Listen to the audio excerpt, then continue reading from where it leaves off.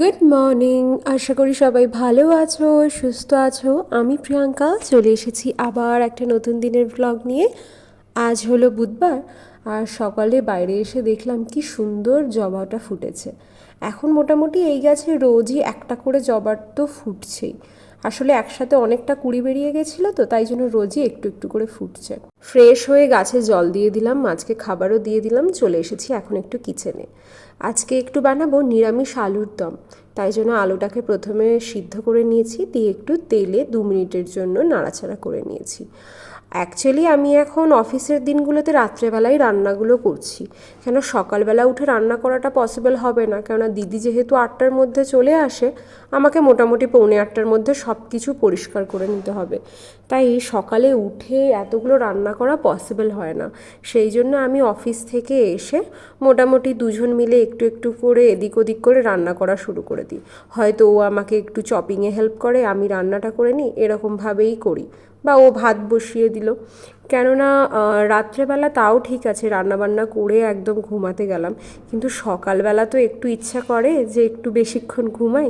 তাও বেশিক্ষণ বলে খুব বেশিক্ষণ তো হয় না, মোটামুটি 7টার সময় উঠে পড়ি। তো আজকে একটু আগেই উঠলাম, কেননা আজকে যেহেতু রান্নাটা করা নেই। আসলে কালকে এসে এতটা টায়ার্ড হয়ে গেছিলাম যে আর কালকে আমাদের আজকে সকালের রান্নাটা করা হয়নি। তো সেই জন্য এখন রান্নাটা করে নিয়েছি, জিরা রাইস আর আলুর দম। এখানে ওর ব্রেকফাস্টটাও রেডি করে দিয়েছি। তো যেহেতু আজকে বলল যে একটু হালকা কিছু খাবে, কেননা কাল রাত্রে খাবারটা বেশ ভারী হয়ে গেছিলো ওর, তো সেই জন্য বললো আজকে হালকা কিছুই খাবে। তাই জন্য এখানে জাস্ট একটু গ্রিন টি করে দিতে বললো। তাই আমি একটু তার সাথে একটু খেজুর, একটু আমন্ডস এইসবই দিয়ে দিলাম, আমন্ডস আর ওয়ালনাট। আর আমি নিয়ে নিলাম একটু জিরা রাইস আর আলুর দম। আমি যেহেতু খাবার নিয়ে যাব না, তো সেই জন্য আমি ভাবলাম যে আমি ব্রেকফাস্টে এটাই একটু টেস্ট করে যাই। আর আলুর দমটা বেশ ভালোই গন্ধ আসছিলো, তাই জন্য ভাবলাম খেয়েও নিই। তো দেখলাম বেশ ভালো হয়েছে, তো আমি একটু অল্প করে খেয়ে নিয়েছি ওটাই ব্রেকফাস্টে। এখন পুজো টুজো করে বেরিয়েও পড়েছি। তো অফিস থেকে এখন বেরিয়েলাম আমি মোটামুটি আজকে 8:30 বেজে গেছে। এখন বাড়ির সামনেই আমাদের একটা ফুলের দোকান রয়েছে, ওই বাড়ি থেকে 5 মিনিট দূরে। তাই জন্য আমি যখন গাড়িতে করে যাচ্ছিলাম, আমি একটু আগেই নেমে পড়েছি। ভাবলাম যে একদম ফুল কিনে নিই। আসলে কালকে তো বৃহস্পতিবার, তো কালকে তো সকালবেলা লক্ষ্মী পুজো থাকবে।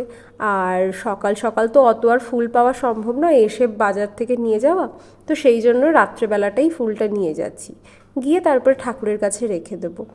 আসলে ওই আগে এই ফুলটা নিয়ে আসতো বুধবার করে, কিন্তু এখন তো আমিও অফিস, আমার রোজ যাতায়াত শুরু হয়ে গেছে, আর আমি যে দিক দিয়ে আসি সেই দিক থেকেই এই দোকানটা পড়ে। তাই আমি ওকে ফোন করে বললাম যে ওকে আর ফুল নিয়ে আসতে হবে না, আমিই বরঞ্চ ফুলটা নিয়ে চলে যাব। এখানে একটা জিনিস দেখলাম ফুলের দোকানে, আম পাতাটা না সব সময় পাওয়া যায় না। মানে উনি বললেন যে আগে থেকে বলে রাখলে উনি তাহলে আম পাতা এনে রাখবেন। আবার কখনো কখনো আম পাতা রাখেনও, কিন্তু সেই দিনগুলোতে হয়তো আমি আসি না। তো সেই জন্য উনি বলেন আগে থেকে বলে রাখলে ওনারা তাহলে বুধবার করেই আম পাতাটা রাখবেন। তাই আম পাতা যখন নিতে পারলাম না, পান পাতাই নিয়ে নিলাম। আর এখন বাড়িতে চলে এসেছি। আজকে একটু বানাচ্ছি তেঁতুর ডাল। তো সেই জন্য এখানে লাউটা কাটতে শুরু করে দিয়েছি, একটু লাউ দিয়ে তেঁতুর ডালটা করব। আর ও একটু হেল্প করতে চলে এসছে, ও বলল ও ভাতটা বসিয়ে দিচ্ছে। আমি বললাম ঠিক আছে, তাহলে ভাতটা বসিয়ে দিয়ে একটু প্রেশার কুকারটাও বার করে দিতে। একদম ডালটা আর লাউটা একসাথে প্রেশার কুকারে সিদ্ধ করতে বসিয়ে দেবো। চটজলদি দিনগুলোতে আমি তাই করি, একটু প্রেশার কুকারে এই ডাল সিদ্ধ, লাউ সিদ্ধ এইগুলো প্রেশার কুকারেই করতে দিয়ে দিই। তাহলে অনেকটাই তাড়াতাড়ি হয়ে যায়, সেদ্ধটা হয়ে যায়, শুধু তারপরে মশলা কষিয়ে একটু উল্টিয়ে নিলেই হলো। তো এখানে আমি লাউগুলোকে আগে কেটে নিয়েছি, আর কাটবো একটু উচ্ছে। আমি যেখানে আগে থাকতাম ওখানে না বেশ বড় বড় উচ্ছে পাওয়া যেত, আমাদের কলকাতার মতো ছোট ছোট উচ্ছেগুলো অতটা পাওয়া যেত না। কিন্তু এখন যেখানে এসছি সেখানে দেখছি বেশ এরকম ছোট ছোট উচ্ছেগুলো পাওয়া যাচ্ছে। কেননা ওই বড় বড় উচ্ছেগুলোর টেস্টটাও অত কিন্তু ভালো হয় না। করলা ঠিক নয়, কিন্তু ওগুলো উচ্ছে কিন্তু বেশ বড় বড়। তো এই যে এখানে আমার লাউ কাটা হয়ে গেছে, উচ্ছেও কাটা হয়ে গেছে। এবারে লাউটাকে আমি ডালের সাথে দিয়ে দেবো। ডালটাকে আমি একটু রোস্ট করে নিলাম হালকা ভাগ করে। আর এইবারে ডালে জল আর লাউ দিয়ে এটাকে আমি মোটামুটি 2-3টে সিটি দিয়ে দেবো। 2-3টে সিটি দিলেই বেশ ভালো করে সিদ্ধ হয়ে যায়। আর যতক্ষণে এটা সিদ্ধ হয়ে গেল, তারপরে আমি চলে এসেছি এখানে একটু উচ্ছেটাকেও ভেজে নিতে। জেনারেলি সবাই বলে যে রাত্রেবেলা তেঁতোটা খাওয়া উচিত নয়, কিন্তু আমাদের দুজনেরই আজকে একটু সিম্পল কিছু খাবার খেতে ইচ্ছা করছে, আর একটু বেশ টায়ার্ডও আমি, অফিসের একটু কাজ টাজ চলছে তো, তাই জন্য একটু বেশ টায়ার্ডই লাগছে, তাই জন্য ভাবলাম চটজলদি যেটা হয় সেটাই করতে। তো ডালটা ভাবলাম যে সেই জন্যই ভেবেছিলাম ডালটা করব, কারণ এটাই একমাত্র চটজলদি হয়ে যায়। এবারে ডালটা আর শুধু শুধু খেতে ইচ্ছে করছে না বলেই লাউ দিলাম, আর একটু ভাবলাম উচ্ছেও দিয়ে দিই, তাহলে তেঁতোর ডালও হয়ে যাবে। তো যাই হোক, এখানে আমার ডাল অলমোস্ট রেডি।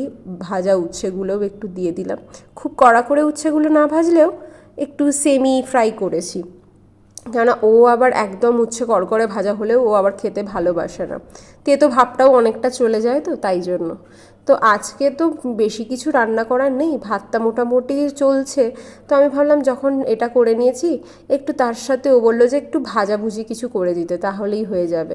তো আমি ভাবলাম কি যে অনেক দিনই আমাদের আলু ভাজা খাওয়া হয় না, তাই ভাবলাম যে ঠিক আছে তাহলে আজকে একটু আলু ভাজাই করে দিচ্ছি।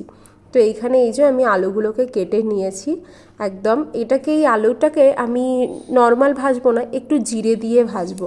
আমার বেশ জিরে দিয়ে আলু ভাজলে বা পোস্ত দিয়ে আলু ভাজলে, এরকমভাবে আলু ভাজলে না আমার বেশি খেতে ভাল লাগে। মানে নর্মাল শুধু আলু ভাজার থেকে আমি দেখেছি এই জিরে দিয়ে পোস্ত দিয়ে বেশ একটু ডুমু ডুমু করে আলু কেটে আমি ভাজি, আর জিরে দিয়ে ভাজলে এরকম একটু লম্বা লম্বা করে ভাজি, বেশ খেতে কিন্তু ভাল লাগে। একটু ভাবছি এটাকে একটু মুচমুচে করে ভাজবো, কেননা ডালটা আছে তো, তাই একটু বেশ মুচমুচে করে আলু ভাজা করলে বেশ ভালোই লাগবে। এখন এই দিনগুলো আমাদের এরকমভাবেই কাটছে, অফিস থেকে আসছি, দুজনে রান্নার ঘরে ঢুকে যাচ্ছি, একটু ও হেল্প করছে একটু আমি করছি, এই রকম করেই আমাদের চলছে এখন অফিসের দিনগুলি। তো চলো, এখানে আমার রান্নাবান্না কমপ্লিট। আজকে আমার মেনুতে রয়েছে একদম সিম্পল খাবার, লাউ দিয়ে তেঁতোর ডাল, তার সাথে রয়েছে জিরে দিয়ে আলু ভাজা, হাতে একটু সময় ছিল তাই জন্য ডিমের অমলেটও করে নিয়েছি, আর সেঁকা পাঁপড়, ব্যাস, আর একটু কাঁচা লঙ্কা নিয়ে নিয়েছি। একদম সাদামাটা খাবার। আর নিয়ে নিয়েছি গরম ভাত, ভাত থেকে পুরো ধোঁয়া উঠছে একদম, কিন্তু এখানে এত ঠান্ডা থাকে যে একটু পরেই ভাত ঠান্ডা হয়ে যায়। তো যাই হোক, এই ভাতের উপরেই গরম ভাতে এখন দিয়ে দিচ্ছি ঘি। যেন স্বর্গ এই খাবারটা, সারাদিনের এত পরিশ্রমের পরে যখন এই রকম ঘরের খাবার খাই, আলাদাই যেন আনন্দ লাগে।